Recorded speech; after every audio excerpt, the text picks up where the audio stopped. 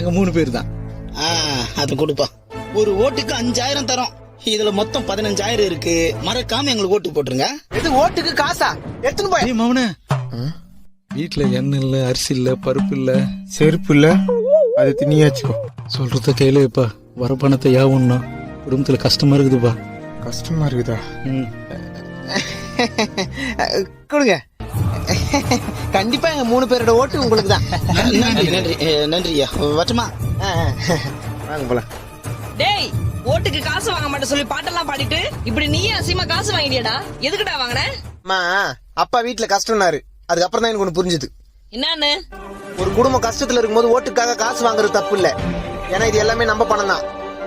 ஆனா ஐயோ, ஓட்டுக்கு காசு வாங்கிட்டுமே, காசு கொடுத்தவங்களுக்கு ஓட்டு போடணுங்கிறதா தப்பு.